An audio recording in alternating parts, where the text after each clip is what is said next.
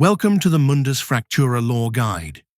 This week on Lore Guide, we will take a look at a legend from the 4th era, the Mantle of Maldu. Often also referred to in lore as the Legions of Maldu.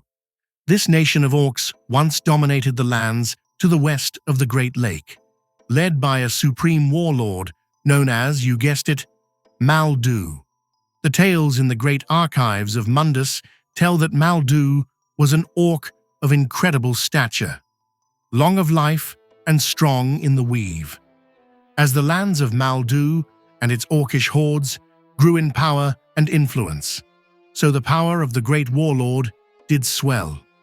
Legends state that the day came when Maldu's power could no longer be contained within their singular orcish form, and in a shower of light, Maldu split in two, both lesser yet equal parts.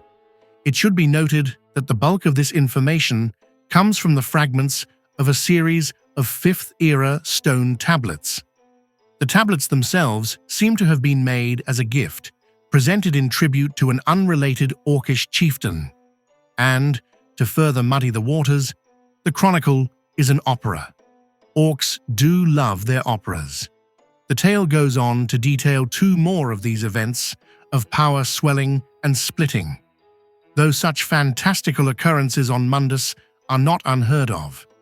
It is generally accepted that the source material is more of an embellishment for wonder than an actual record of Maldu mitosis. It is considered likely that Maldu simply had offspring. The source materials prove far too deteriorated to gather much more in great detail about the story of Maldu. They do make clear that the lands, which include the area of the current Alliance Western expansion, were prosperous. Related records of the other species of Mundus from the time period corroborate that the orcs of the area had vast and beautiful urban centers, powerful armies, and great wealth.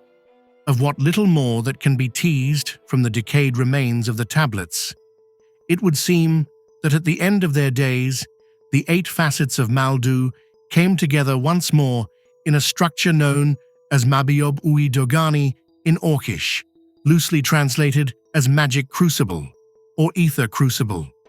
The fragmented details of the story seems to indicate that by use of the Mabiob Ui Dogani, the reforged Maldu seeded their essence directly into the lands to keep them prosperous for all eternity.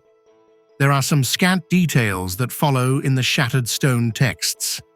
The Orcish phrases Tang Wi Songalag, roughly translated as fingers of the earth, Wijui Gidung, or pillar of will, in the common tongue, Dasan Wi Keomtab, which seems to be fertile spire. Though I can find no sources of correlation by the scholars of the Western Vale, I, as will astute long-time listeners, am led to further wonder of the provenance of the obelisk of South Lys.